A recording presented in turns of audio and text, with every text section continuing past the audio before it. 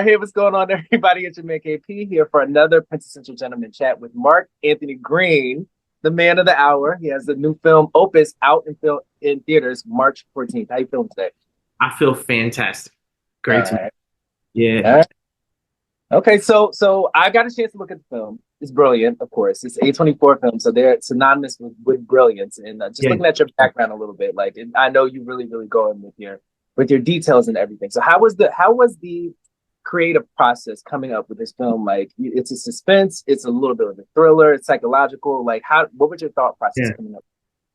It's funny, it's like the thing you're hitting on of uh the genre of it, right? I've had so many people um that like the first thing they say is I appreciate how much I laughed, but I still was like scared and still Yeah. suspenseful, thrilling. And it's a thing, art you learn a lot about yourself, and I'm such a smart ass. And Mm. I've been that way, a smart aleck my whole life.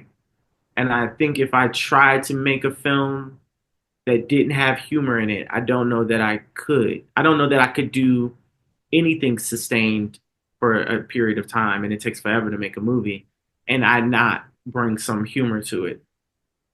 So, I think Opus is a suspense thriller horror film. It plays with those genres, but there's so much levity to it, uh, and it's fun. That's like maybe if I have one most important mandate thought, it's to make the film as fun as possible. And I think that by making it fun, the message of the film lands even better. And so I hope you go see it, and I hope most of all that you have a great time doing so. Yeah, it was really a roller coaster ride of emotions. Like, I felt myself like laughing. I felt the satire in there, but then after a while, it took a really big pivot into like getting really spooky. But now that you're talking about like having some kind of levity and satire in all of your work, is that what made Ao Debris like your perfect choice for playing Ariel? Yeah, Io Adebri is everyone. I think she's the best choice for every role. Mm. Uh, period. I think if you were making a movie about Babe Ruth, I think Io should play Babe Ruth. Okay. I think she's that talented. Like Io as Babe Ruth in the Babe Ruth biopic, with the prosthetics, you'd have to like give her a gut and like balding hair. But I just think that if you can work with her, you should work with her, because she's so talented. And yeah, so that's like there are a lot of very difficult choices that you make when making a film, and there are a billion questions that you answer throughout the process. But is Io right for this film is one of the easiest choices that I had to make. She's just a likable person. Like, I just want to like grab a beer with her. Like, I go Yeah, through this whole movie experience. Like, sitting next to her is like, what do you think's gonna happen next? Like, she's that lovable. But yeah, just speaking, like, you have an all-star cast in the movie as well. yeah, Like, more specifically, I wanted to ask you about John Malkovich because his portrayal of this character is it's creepy at yeah. to say like, and how was that the casting process of getting into his vision and to making it fit toward yours? It just I knew we needed somebody fearless. Like we needed an actor that was not afraid of a challenge. It wasn't afraid to sing these original songs and to get into the studio with people like Nile Rodgers and The Dream, and wasn't afraid to perform these songs, wasn't afraid to go from 0 to 100, and could carry this larger than life character off. And frankly, there are so there's there what makes them special is there are so few actors that have that type of fearlessness, and there's only one John Malkovich, And so I'm 36. I turned 37 in a couple days, and in my 37 years working with him, collaborating with him, the type of collaboration that we had is one of the true honors of my life so far. So it's this film, which I think I hope you feel and you've seen it, but like it was made with human beings that love being around one another. Yes.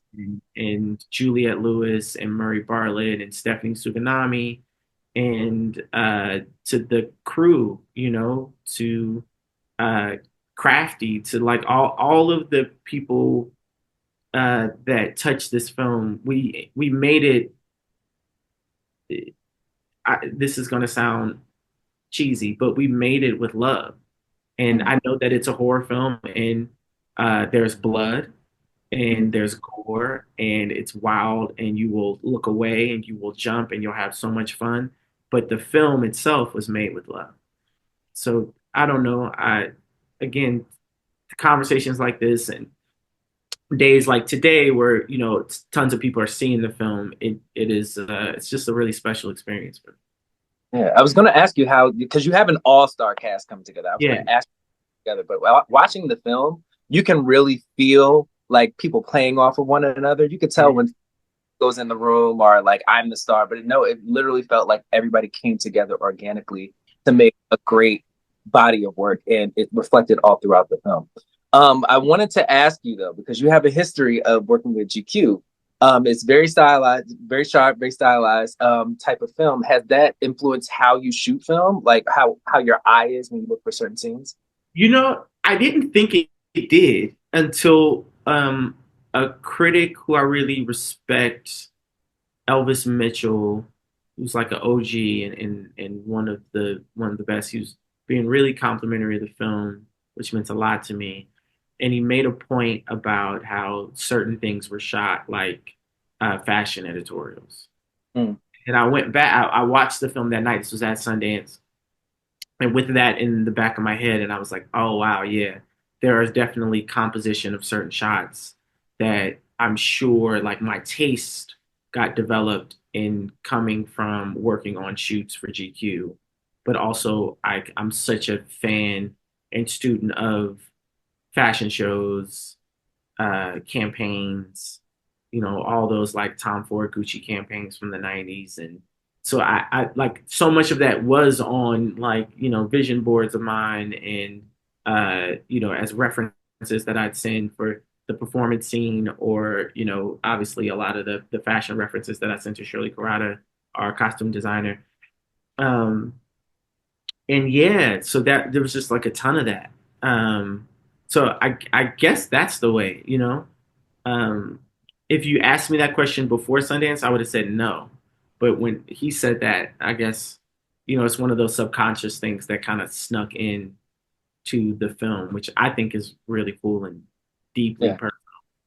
I think it's really cool too. It was actually one of the first things I noticed, that everything seems very meticulous, very nuanced, and it's like the fashion and the shots, they set up a larger storytelling of than what the actors are portraying. Like there's is a story within the story, like the shot scene selection and like Yeah. the angles thing. Now, do you have I know you mentioned a lot about like fashion editorial references, but do you have any directors that you like uh mimic your style after, like your shooting style and everything?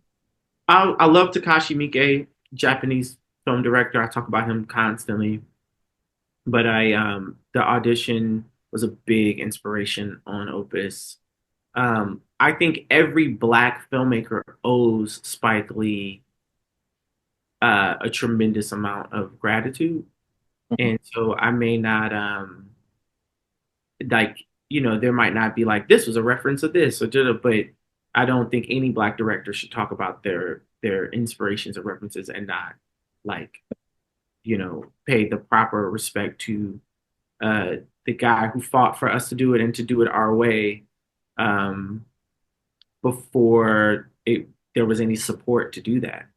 I'm a huge fan of Spike Jonze, David Fincher, one of my favorite directors. I think Robert Eggers is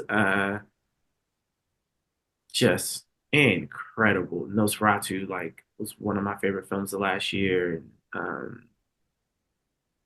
So many. I think Gina Prince, Bythewood was incredible. Uh, I'm a fan. Like I'm a geek, and I nerd out over people in the process. I think Wes Anderson is I'm one of the like, if you have something negative to say about West, then I have something negative to say about you type of people. Yeah, so I don't know. It's to begin to call those people peers of mine or to be making films that come out around the same time as them even it is just it's really really cool. The testament to your vision and how great it is. I mean, you having this opportunity to, have everything out here. Now, I wanted to circle back a little bit because you mentioned working with the Dream and with Nile Rodgers. How was that Yeah, experience with yeah. the created? Did that affect any of the scenes that you shot? Or like I have an original thought of I want to shoot it like this, but because I heard this song, it's kind of changing how I want to portray it. Yeah, you know what? To Dream and Niles credit, one, to answer your question, working with them was incredible. They brought they treated it as if they were working with Beyonce. They were grossly underpaid and they did it as a creative endeavor and purely a creative endeavor, and that just means so much to me. And the songs had to fit within the story and how I wanted to shoot it, and so that I put the burden on them to make the songs jam, but to make them able tonally, story wise, fit in these parts that I had carved out. And everything has to service the story and the film. And so they worked under that restraint, but then absolutely knocked it out of the park. And the songs are one of the things I'm the most proud of in this film. Okay. First of all, I love hearing you geek out. Like that's my thing. I know I only have 2 minutes, but I wanted to talk about the social commentary with it, and this is going to be the last question. Yeah, Um, just with celebrity tribalism and the dangers of blind loyalty through compelling narratives of the legendary pop star in the film. Was there any inspiration behind his character, or like how people have parasocial relationships with their idols, whether it be music, whether it be politics, or anything? Was there any inspiration behind that? was there any inspiration by like is there a celebrity whose relationship with their fans kind of mirrors um it would be like a lie and disingenuous if I said that there that that type of volatile uh blind following absolutism didn't it doesn't exist Mhm. with other public figures, not just entertainers, but other public figures and those that follow them. Um, there isn't like a musician that I based Moretti off of in Mhm. particular. But one of the unfortunate things about this film is when I started writing it 6 years ago, this problem, it's something I consider to be a global pandemic of tribalism. It's more relevant now than when I started. And so the film, I think part of the reason why it is evoking such a strong reaction, which I'm grateful for, is that this problem is just severely relevant right now.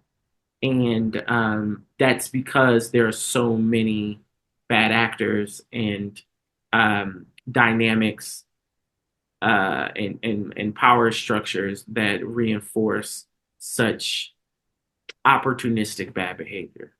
Yeah. So for me, I would much rather the world be better and the film be less relevant.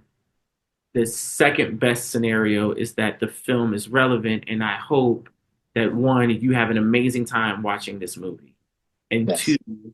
I hope that the things that you think about after, the questions that you ask, we start to have a dialogue that hopefully will help in its own way temper this predicament that we've gotten ourselves in. Okay. I love it. I love it. And now I'm gonna go look at it again with different eyes now that I got a chance to talk to you. But congratulations Take a on the release. friend. Yeah, take some friends, take everybody you know.